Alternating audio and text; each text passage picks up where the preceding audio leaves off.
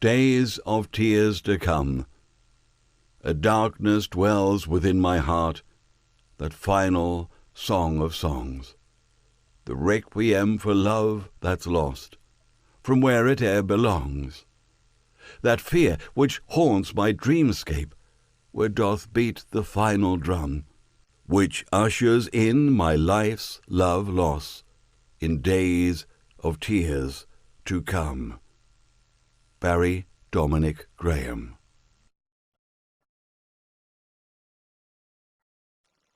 Chapter 6. Soul. Don't believe what your eyes are telling you. All they show is limitation. Look with your understanding. Find out what you already know, and you will see the way to fly. Jonathan Livingston Seagull. Richard David Bach, American writer and philosopher, born 1936.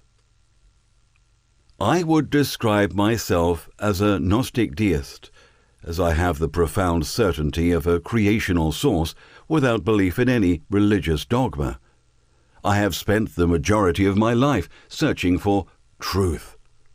It is no accident that orthodox religions condemn and persecute heretics. Only liars and the willfully deluded fear dissent, and only a lie needs to be enforced by a threat. If God were the ocean, then we are the individual drops of which it consists. Separation is the great lie. If one truly believes that God, Allah, Jehovah, the great architect, is omniscient and omnipotent, then surely it has to follow that he, she, it had an absolute awareness of all future genocides, tortures, persecutions, and hypocrisies that would occur should the creation of religions be in any way inspired or endorsed. This would suggest a very sinister deity indeed. God has been described as jealous, vengeful, and angry. I would imagine that true blasphemy would be the attribution of such base and vile human emotions to the Creator of all things.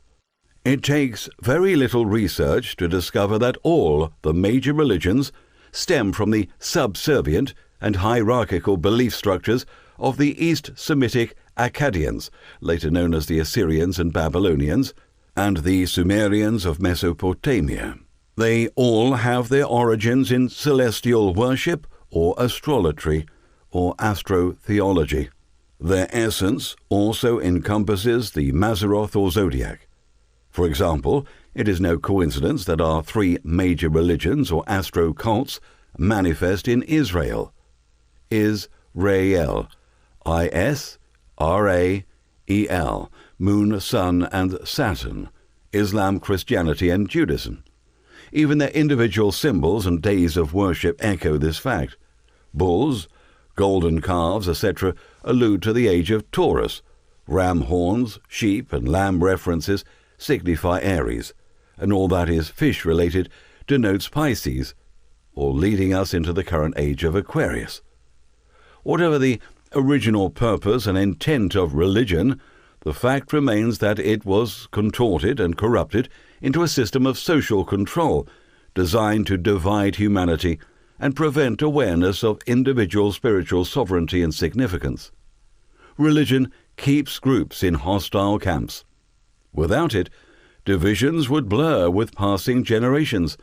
Children would adapt to new times, mingle, intermarry, forget ancient wounds.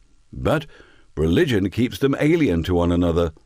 Anything that divides people breeds inhumanity. Religion serves that vile purpose. By their fruits ye shall know them.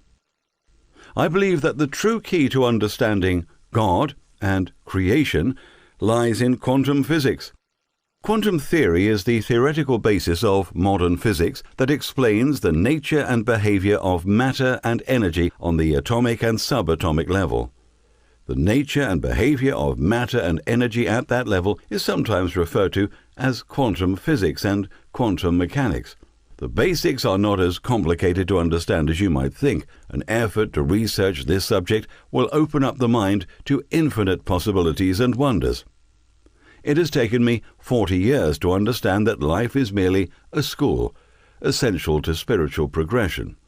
Gross material lessons cannot be attained on higher realms. This is the only level where the good, bad, and ugly are thrown together in order that the gift of free will can be exercised in a polarized scenario. The bottom line is that most, if not all, religions give people various obfuscations, diversions, and excuses to avoid what is absolutely essential. If we can, whenever possible, be unconditionally kind, compassionate, empathetic, and selfless towards others, whether human or animal, in spite of our own personal sufferings, we have passed the test of life. Our ultimate reward is to consciously ascend back through these spiritual realms on our way home to the source, being individual, but becoming one with creation. We are only truly separated by our degree of spiritual understanding. There is nothing greater or lesser. We are all each other, all drops of the same ocean. Disguised somewhat as a children's story, everything one needs to know and understand can be found in the metaphorical essence of Richard Bach's channeled literary masterpiece, Jonathan Livingston Seagull. This book, with the film and music thereof, have helped me endure the darkest days of my life.